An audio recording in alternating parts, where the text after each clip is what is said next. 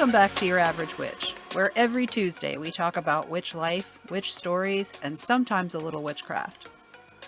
This episode of Your Average Witch is brought to you by Dark Star Curiosities. In this episode, I'm talking to Aaron Oberon. Aaron talks to us about working with spirit, a little about D&D, and how stories can help you make your magic. This ended up being a pretty long interview, so I actually split it up. You can catch the second half next week on the 12th. But first, I want to tell you about this week's sponsor, Dark Star Curiosities. Are you looking for a trusted metaphysical supply shop that encourages you to embrace your magic? Want a knowledgeable community where you can explore magic and spirituality while being supported and having fun? Well, look no further than Dark Star Curiosities. They offer a large selection of hand-sourced crystals, minerals, and metaphysical supplies to help you on your journey. There are even handcrafted apothecary items for all your ritual and spell needs. All of this and more is available no matter what magical path you follow. Got a specific crystal, mineral, or ritual supply in mind? The head witch Amber loves the hunt, and their VIP group on Facebook is the perfect place to discuss your dream items. As a thank you to listeners, use code AWITCH10 for 10% off on darkstarcuriosities.com. That's AWITCH10 for 10% off. Or mention this podcast when you join the Facebook group for 10% off your first purchase. Well, what are you waiting for? Visit darkstarcuriosities.com or join their VIP Facebook group today. Dark Star Curiosities, handcrafted and hand-sourced for all magical paths. Links will be in the show notes. Now let's get to the stories. Hi, Aaron. Welcome to the show. Hi, thanks for having me. Thank you so much for being here, especially since we're having a late start because my computer exploded. Can you please introduce yourself and let everybody know who you are and what you do and where they can find you? Yeah, so my name is Aaron Oberon. I'm a dirty swamp witch from Southwest Florida, originally Central Florida. Huge difference, I know. I am an artist, a witch. Occasionally I write some stuff. Pretty good author, I guess. My pronouns are they, them.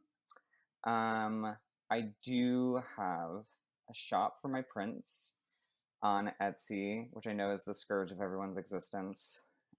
It's We all skull have and one, though. I know. I keep telling myself I'm gonna get a website again, but websites they're just a lot.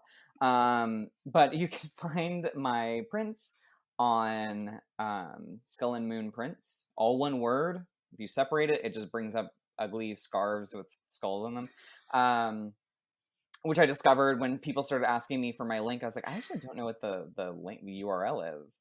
And then I started just going on the Etsy search bar, and yeah, it's just horrible scarves, not good at all.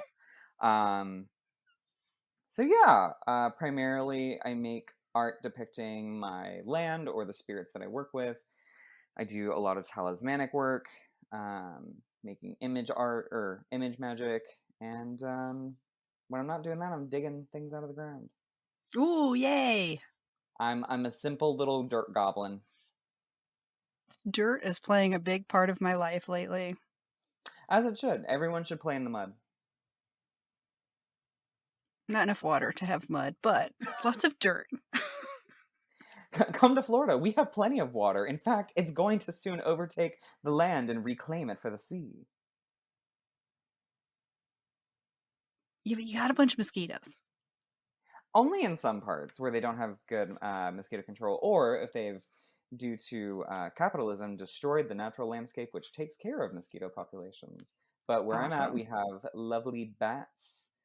We have a lot of sloughs where I live, which a I slough haven't is. heard that word in a minute. Yeah, so for the listeners who don't know, a slough is a swamp where the water moves. A swamp on its own, the water is still, stays in place, and a slough moves. Very, very slowly. It's not like a river. You can't really see it moving, but it very gently flows. I didn't know that. That's cool. Yeah. Yay, You'll, education.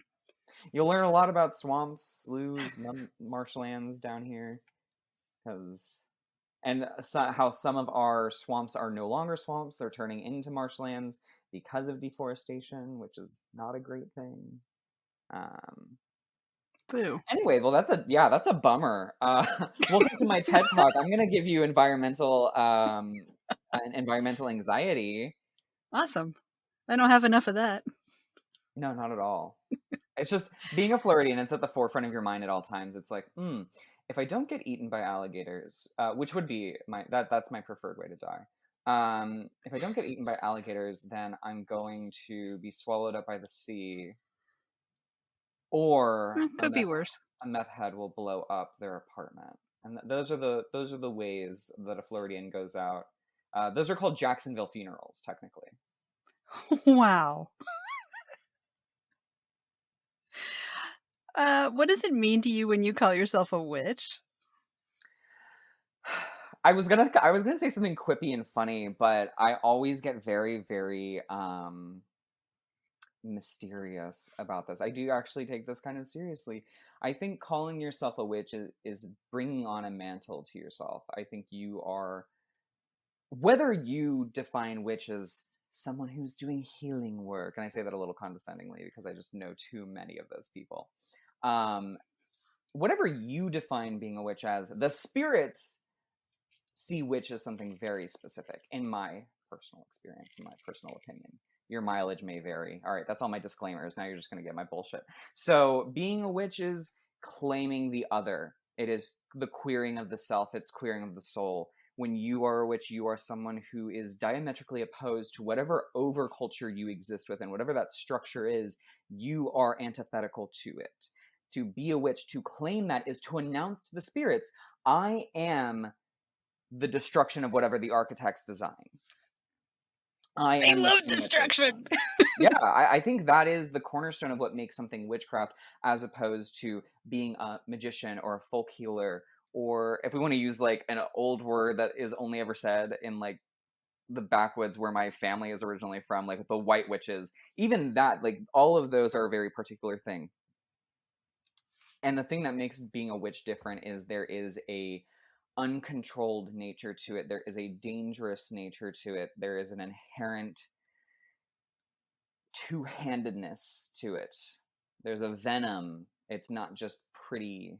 And there's a lot of magic that's not just pretty. Most of the magicians I know are total assholes, so that just goes to show you.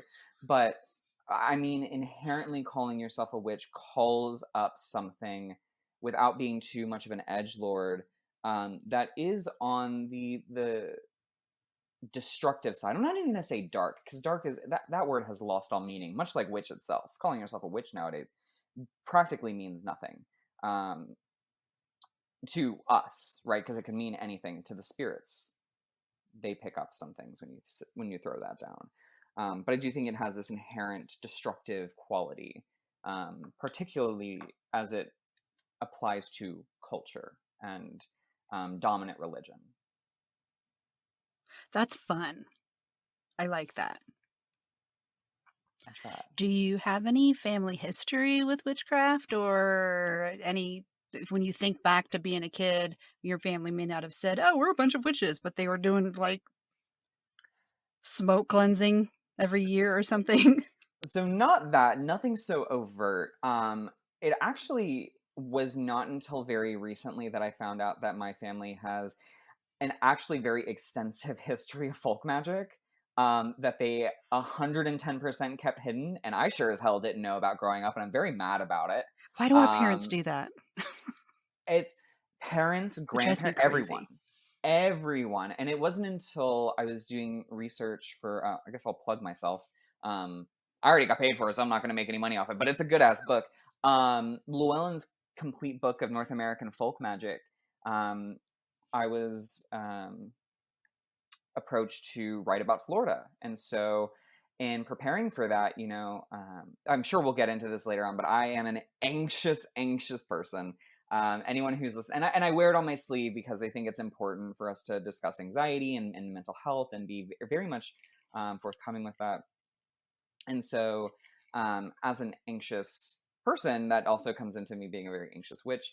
And when I am writing or putting anything out in the world, I like to make sure all my bases are covered. So I did a lot of extensive interviews with family members. My mom has changed a lot in the last 15 years, so talking about this kind of stuff doesn't scare her like it used to. So I got things out of her that I have never heard of, that I never knew existed, that she would have never told me 15 years ago or even 20 years ago, because she was so petrified of me being a Satanist. Because that's the worst thing you could possibly be. Oh, yeah.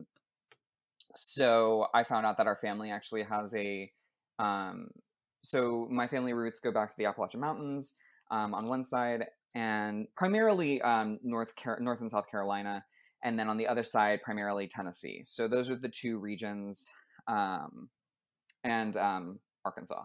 So I'm trying to like picture my family tree in my head. I had these are women that I never met. A great grandmother who, they didn't have any words for it. She just uh, took off, was the language that my great aunt would use. She took off illnesses from babies. It was very specific illnesses. And I'm kind of like talking around it because there is that power in secrecy, right? Um, but this woman very specifically took things off. And as I'm hearing my aunt talk about this stuff, I was just like, why the hell have I never heard this before? And I would just ask some questions just to keep leading her on and get more information out of her. And apparently this was an initiatory practice that would pass from male to female, from female to male. Supposedly it died off with my great aunt, but they lost touch with that side of the family, so they don't know if it got passed down to someone else. But it had already been, according to my great aunt, it had already been broken because it was passed from a woman to another woman. And according to the tradition, she can't pass it on anymore. So there's all these like taboos and laws, and I'm like, this is all the same shit that I have been researching and trying to reclaim for 10 years now, and you're telling me we have this in our family this whole time. Because the things that I grew up with were like my mom praying over sweet tea that my family would be as cool as the sweet tea itself, or be sweeter to each other, because our family would just fight all the fucking time. Or my grandmother telling me to put the Bible under my pillow to stave off nightmares. That was the kind of magic that I grew up with. Very, very small things. Probably the most overt thing that ever happened was my uncle giving me a catfish crucifix, which is a very particular kind of, it's a sail catfish, which is a saltwater catfish, and it's faceplate bone thing. The interior of it looks like Christ on the cross. And when you shake it, the bones rattle on the inside. So it sounds, according to a series of postcards back from the 1970s, it sounds like the dice of the Romans who were gambling about who would die first of the three that were being crucified, Jesus or the two thieves. So, yeah. That's so good. There's this really extensive Florida folklore that ties directly in with tourism, because that catfish crucifix is popularized through postcards to get people. I write about this in the article, so I won't go too much into it, because if you want the real deal, you really should check out the book. But there is a series of postcards that talk about the mystical qualities of various iconic Florida things, like the passion flower having 12 petals to symbolize the 12 apostles, sand dollars having 5 doves inside. Say again? Don't they have doves inside?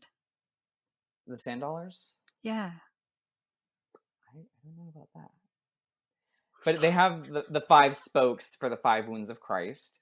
Oh. Dogwood flower is the same, 5 petals for the 5 wounds of Christ. And then the catfish crucifix, which, I mean, it really does look, I'm staring at mine right now, it does eerily look a lot like a man on a cross when your brain is seeking patterns and creates those for you.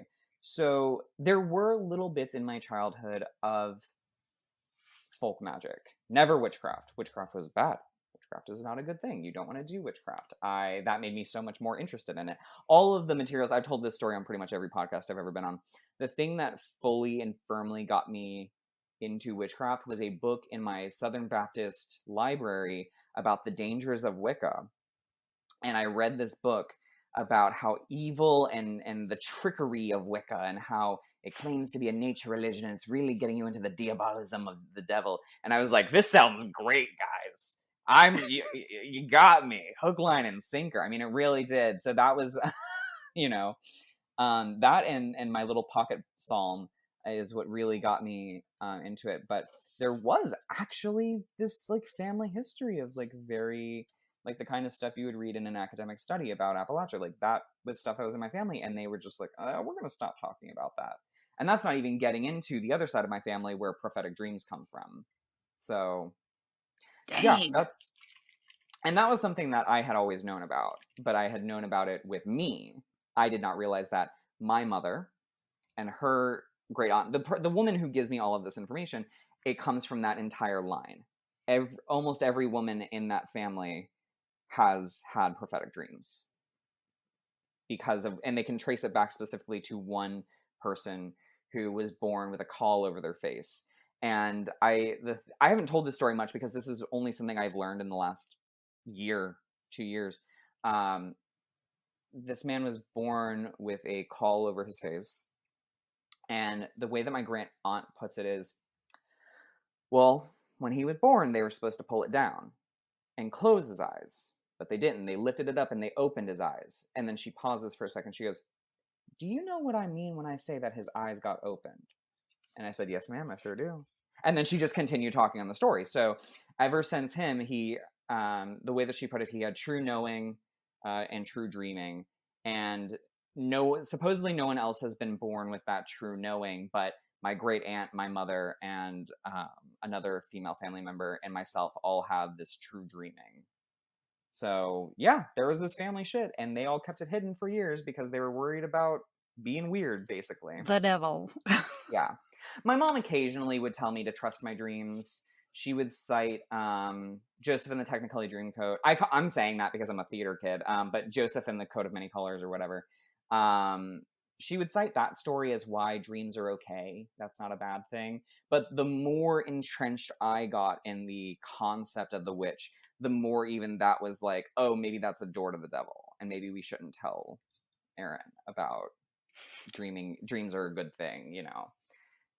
So that's why I got so excited, because I'm like, oh yeah, I don't think I've actually told this story because it is such fresh information. It's only been over the last year or two that I've actually known this shit, because my family is bizarre and they don't like to talk about anything. Mine either. At least it's, I don't know, it's health crap with my family. Super great.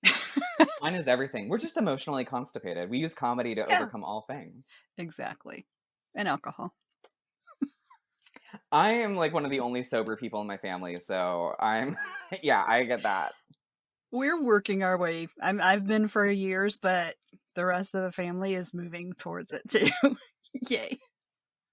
I got one of my aunts to drop down to one margarita a night, and so that was the big celebration. Very proud.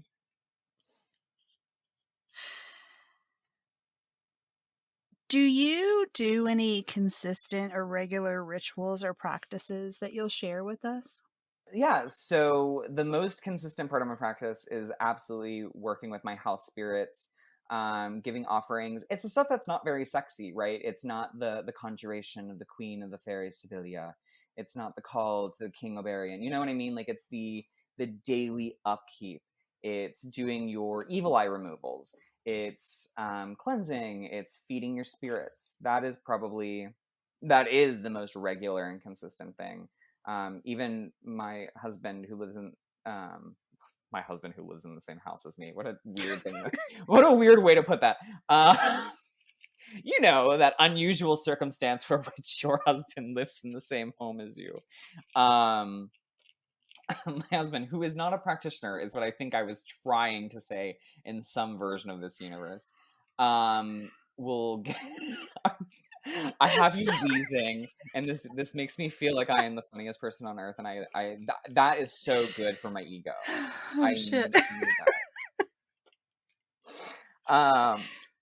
So even my husband will give offerings to the ancestors, like some novenas, and yeah, it's those are the most consistent things. They're the things that are the daily upkeep. It's the doing your laundry of magical work. It is not sexy, but it is very important, and you need to make sure that everyone is fed and happy and doing their jobs.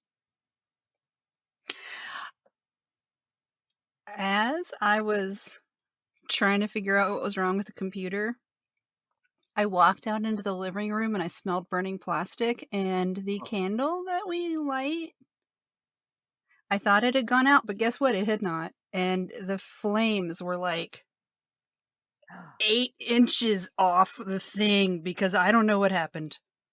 Luckily, it was in a candle tin and I had the lid. I just dropped it on there, but Yeah, I almost burned my house down today. I don't know what's happening with this day. somebody's not It's happy. wild. But yeah, I do the candle thing. Yeah, I do. I have a I have the same thing I do every day. A shot of gin, not every day, every week. A shot of gin, one very skinny, like beeswax taper candle, one incense cone, and some money, and a big bowl of water. Why a bowl? So I use the bowl. It's one part offering, one part cleansing. So a lot of my household practices are derived from Celtic Reconstructionism, particularly Gaelic Reconstructionism. So I'll say some prayers from the Carmina Gadelica, which is a collection of prayers and folk songs, primarily from Scotland. I think entirely from Scotland. It was Alexander Carmichael collected. Ugh, now I'm like second guessing myself, but I'm pretty sure they're almost entirely from Scotland. Um, and saying these prayers over the bowl of water, and then I have a palmetto whisk, which is palmetto is a kind of palm-like, technically a grass, but it looks like a tree. You know, one of those fun biology things. And they grow rampant down here. It is a very important plant. It used to be used for shelter, for roof thatching.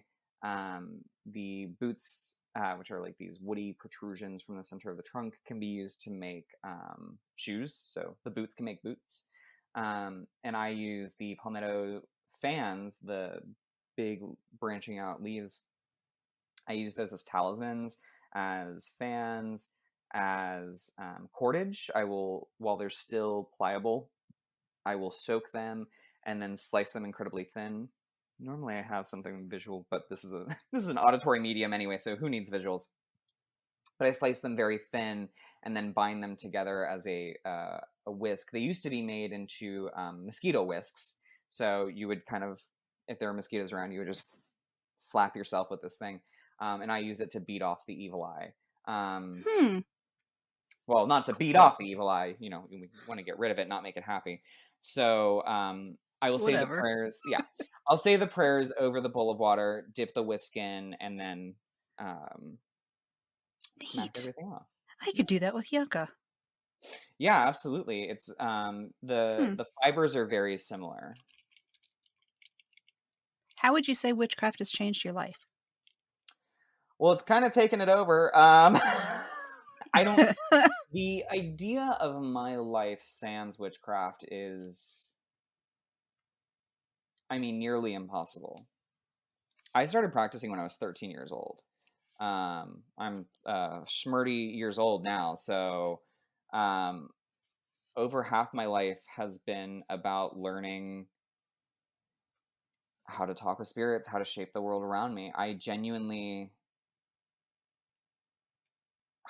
it has shaped everything from what I studied in college and what hobbies I pick up. You know, I if I didn't have witchcraft, I would have never started doing lino because I would have never met a dear friend of mine via Hedera, who also does lino art.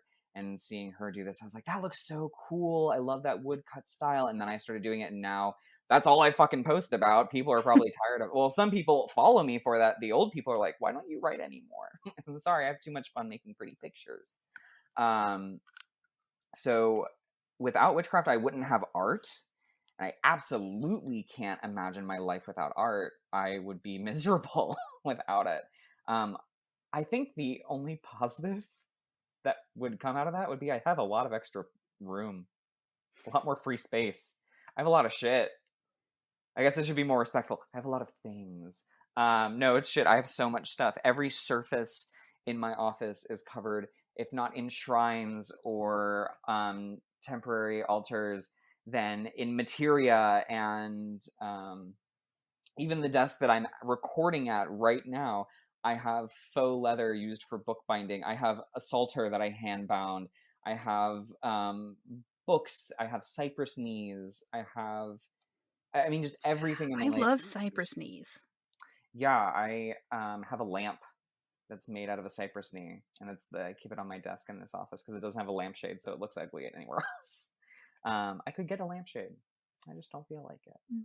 It sounds like a lot of work. So, how has it changed my life? I mean, it's so integrated into it. It's hard.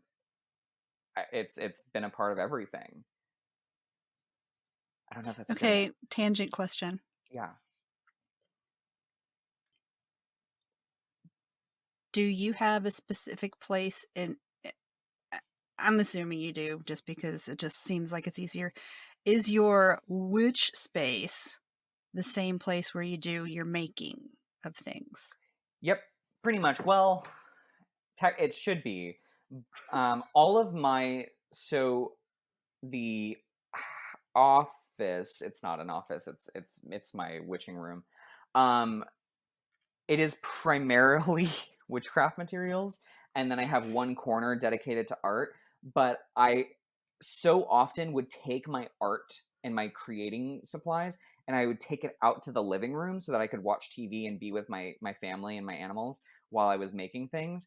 That I bought a rolling cart, like an art teacher elementary school rolling cart, so I could put everything on it and roll it out of the office so that when because there are days where I'll be in the office and I'll have music blaring, just jamming out to a little Celia, a little Lakele 47, a little Dolly Parton. She's an eclectic girl. She likes all kinds of things. And I'll be jamming, and I'll be just in the office, really going to town. But many times I really like to be with my family when I'm making, and I do a lot of things like I recently picked up um, drop spindle, so making thread and yarn out of raw fiber. That's super easy to do in the living room while watching TV. Lino, not so much. Making books, I have to do it in here. It takes so much precision, and I don't want to fuck up, and I still fuck up because it can be very costly. If not in material, then in time. So I do, yeah. The witching space and the maker space is completely intersected. The cabinets where I keep scrap lino is also where I have a chicken foot. Apparently, I don't know why I have a chicken foot down there right now, but that is what I opened my cabinets to see what was mixed in there, and that was lino and chicken feet. So Surprise. yeah, and they're wrapped in thread, which makes me think that I was starting something. ADHD and witchcraft. It's a fun mix, guys. It's a very interesting mix. Like I know why I have chicken feet, but I don't know why I have those chicken feet. And that's always a good question to know. My studio is like that too. It's about half and half of metalworking equipment and jars of weird crap. Yeah. I'm so tempted to get into metalworking. One of my friends got into it, and they were like, "Oh yeah, you can do it on a stovetop if you just get a couple of the material. Like you don't need a whole crucible." And I was like, oh, "Really?" And I immediately my husband was like, "Please, you already have an entire room. Please, no, you have a whole room." So I'm not doing that. No metalworking yet. There's a big Yeah, leave that asterisk. last word because it's fun. Yeah, Although don't tempt I me. did burn the shit out of myself earlier today, but it's fine. Oh, I've done that so many times with because I also before I got into lino, I was doing pyrography, wood burning. I like to use the fancier name. I want to sound fancy. But I used to It's make a lot more of fun to say. Yeah, pyrography. She's a woman of class. She's not a wood burner. She's a pyrographer. It's like biographies, but for fire. Um, but yeah, I've definitely burned myself, and I also I make miniature sets. So this is like the only thing. This is the only hobby I have that's not directly tied into witchcraft, which is D&D. And I will find any fucking excuse to talk about D&D on a witchcraft podcast because I think every witch should play a little bit of D&D because while it's not Hell directly yes. tied into witchcraft, it is magic and life changing. And I won't get on a soapbox. I just did an interview last week where I did a huge D&D soapbox. So, but I make sets. I make all of my own miniatures. I make, oh, not all the miniatures because I don't have a fucking 3D printer, but the sets themselves, I will make dilapidated churches, and I will make a haunted forest, or I did a murder mystery once where I made an entire apartment, like studio apartment, where there were things knocked over and clues and very fun stuff. And I do that mostly with foam. So I also have a foam cutter that I have accidentally burned myself on. It doesn't hurt that much. It's a very thin wire. But if you snap the wire, it hurts like shit. So I've been told. I love D&D. When Corey Hutchison was on here, he was telling me about how they use it to work with um, vets with PTSD to help them work through Yeah. situations that they were in downrange that they never got closure. So I am super pro D&D just for the science part, but also Yeah. because it's fucking fun. Yeah. So tabletop has seen a resurgence in a lot of medical journals and psychological studies. So PTSD, anxiety, self-expression. There's a lot of jokes in the D&D community about like being a gateway drug to being coming out as non-binary. Basically, because you can be anything you want. So it's very easy to be like, oh well, I'm just gonna play I'm just gonna be a girl character. I'm stretching my my acting range, and then that person comes out as trans like 2 months after they start playing. Or one of my dear friends started playing with us, and they're like, my character uses they them pronouns, and of course in my group, we have my sibling who's bi gender. Me and my husband are both non-binary, so we were like, okay, cool, yeah. Terraquana is non-binary, some orc name, and then the person themselves came out as non-binary, not more than a few weeks later. So it's this really beautiful space. And all right, here, fuck it, I'm gonna get on my soapbox. I've Yay! used it. I've used it myself as this medium of transformation and healing. So I'm what we call in the biz as a forever DM, meaning that I am always the game or dungeon master, because no one else wants to do it, basically. And I would rather play than not play. So I learn all the rules. And we use a lot of systems. We don't just use D&D in our group. We use Kids on Brooms, which is like a not transphobic Harry Potter. So that's awesome. Yeah, Kids on Brooms is actually a really cool system. Check it out if you haven't tried it. I do have kind of a like every once in a while I think like, ooh, I'm gonna start a new podcast where we're just gonna play Kids on Brooms, but with actual occultists. And I don't know if that would be the coolest thing ever or the most miserable thing ever, Do it, because do it, occultists are do it. fucking miserable. But no, I probably will one day. Um, we use, and then there's a system called Wanderhome. And I really, even if you're not into tabletop, I so encourage everyone to check out Wanderhome because it is a non-combative tabletop role playing that is centered on gender expression, healing trauma, and using communication as a medium of game and storytelling and collaboration. And it is one of the most collaborative tabletops that I've ever played. It's also a cute fucking setting. Think Redwall meets Studio Ghibli, right? Everyone's little animals wearing like tweed vests and shit. It's very Mr. Toad, Mr. Frog. It's very Wind in the Willows. Um, and instead of livestock, they have bugs. So you can be a bumblebee herder, which is fucking amazing. Is that not the cutest shit you've ever heard in your life? I want it.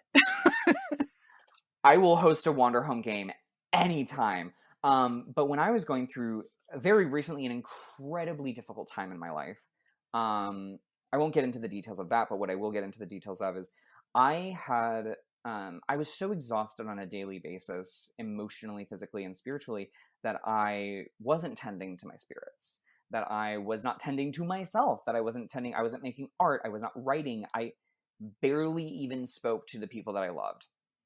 My birthday happened at the exact middle of all of this.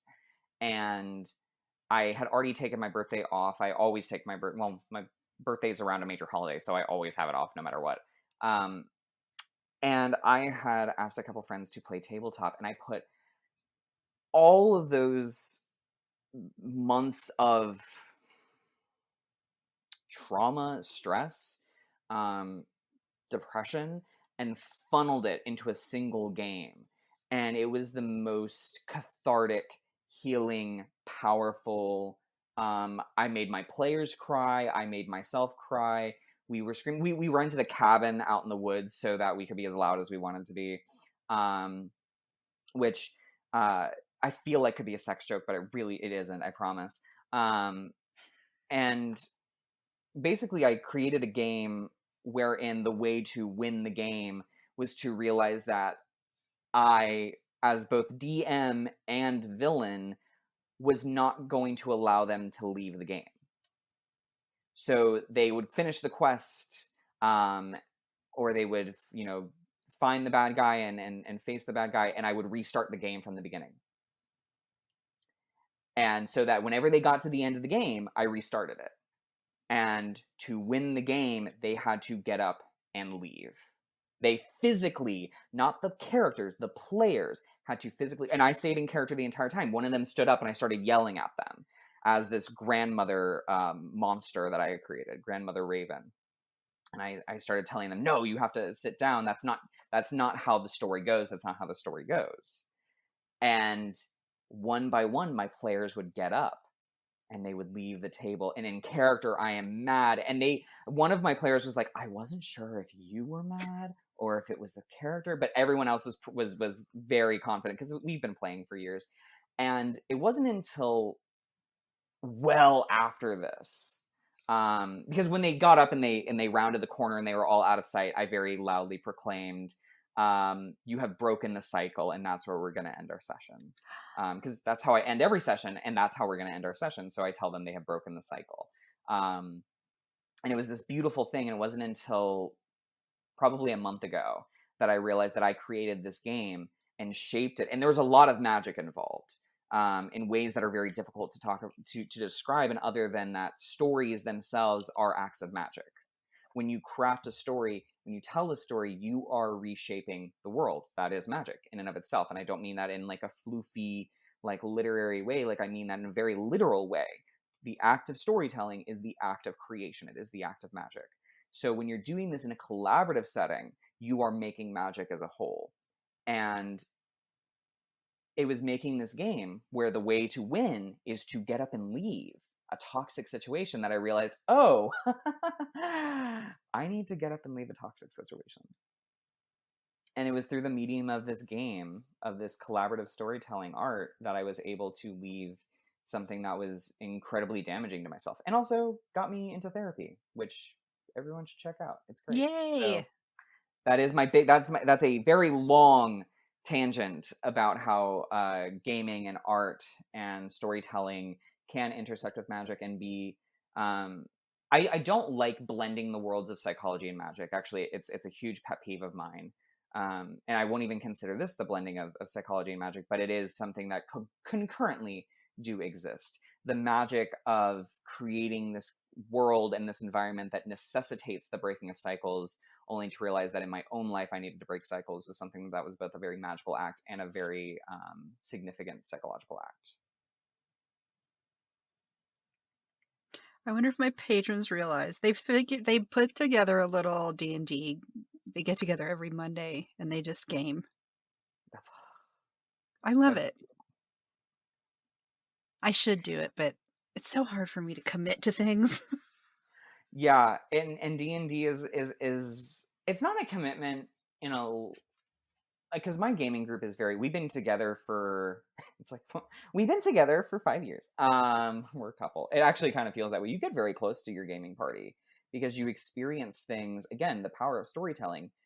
The memories that you forge as your characters and with your fellow players are just as real and visceral as your memories in your living life, because memory is a approximation of actual occurrence, right? When we look at what a memory is, your memories aren't even actually the memories of the inciting incident. When you think of um, I'll use this as an example. If I think of going to North Carolina, when I think of the memory of like, oh, the first time that I threw a snowball at my husband, I'm not actually remembering the first time I threw a snowball at my husband. I'm remembering the last time I remembered that memory.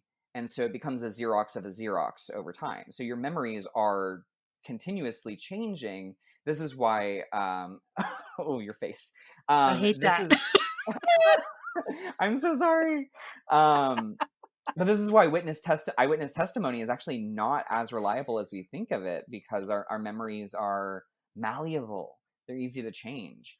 Um, Today, I thought I lost my wallet because I was 100% sure that I had my wallet. No, I put my wallet in my pocket. I felt the weight of it in my pocket. No, I didn't. I had it sitting on the kitchen counter. It did not go in my pocket, never, not once, but I had that significant memory, and that's because our memories are not actually of the inciting incident. They are the last time that we remembered it. So have fun having an existential crisis, everyone. No, why? Now I don't know what's real anymore. Oh, watch The Matrix and then have that thought the entire, or watch Everything Everywhere All at Once and have I that thought can't. the I entire need to. Yes, I want to. time. I That haven't yet. movie. I don't go see movies. Oh, I didn't go to theaters. I streamed it, girl. I that movie made me cry in the Oh best way no. possible, and I cry a lot. I'm such a Me baby. too. Um, I cry on this show all the time. I'm really? expecting. I almost did when you were talking about the cabin. Oh yeah, at the cabin we cried.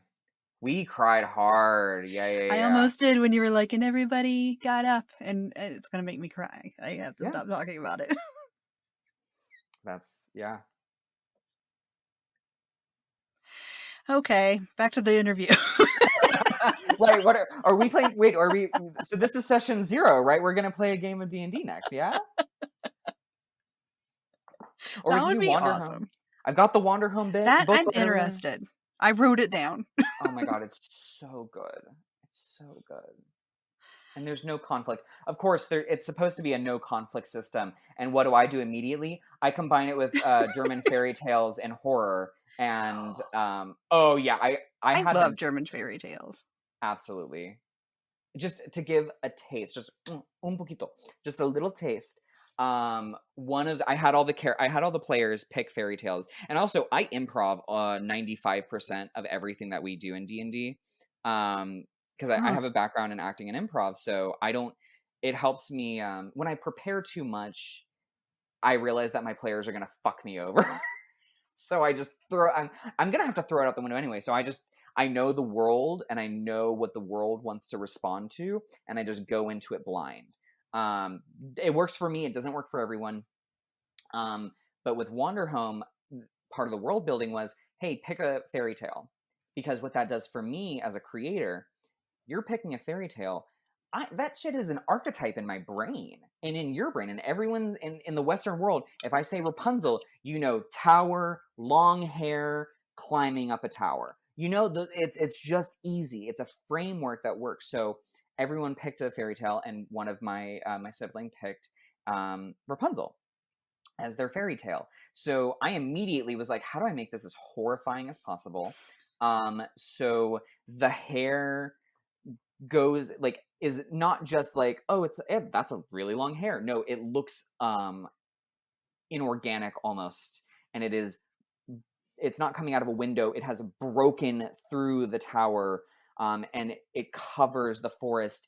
And they make investigation checks and find that hidden amongst strands of hair are actually bodies of people who have suffocated in it. And as my players go to climb it, I turn the music off because we have music playing. I cut the music and I say, there is so much hair that sound is enveloped by it. And as you grab part of the thread, and because I didn't want to say hair, as you grab it and pull yourself up, You lose sight of your companions. You no longer can hear them. You can only smell the fires in front of you as you get consumed by it. And so I turned Rapunzel into a horror story. It got so much worse. I think one day I'm going to write it into a short novel, like a little novella. So I'm not going to say everything, but I immediately took these fairy tales and was like, cool, how do I scar you for life? Wholesome. Damn.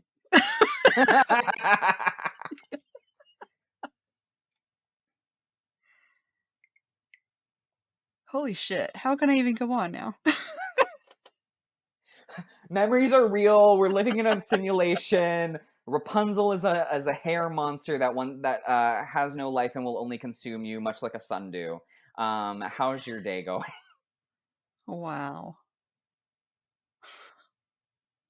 Okay, but what's the biggest motivator in your practice? No, I love it. Yes, please. Yes, let's continue. Yeah, it's not often that somebody's more tangential than me, I'll tell you. Oh no, I knew. You said you were tangential and I laughed. I laughed because I was like, okay, this is exciting. Sadly, I have to cut it off for the week. Catch the rest of this interview next Tuesday on September 12th, where Aaron talks about story as part of practice, making your work more accessible as a creator, and tells a great story about getting lost in the woods. Thanks for listening to this episode of Your Average Witch. You can find us all around the internet, on Instagram at Your Average Witch Podcast, Facebook at facebook.com/groups/hivehouse, at youraveragewitch.com, and at your favorite podcast service. If you'd like to recommend someone for the podcast, like to be on it yourself, or if you'd like to advertise on the podcast, send an email to youraveragewitchpodcast@gmail.com. Thanks for listening, and I'll see you next Tuesday.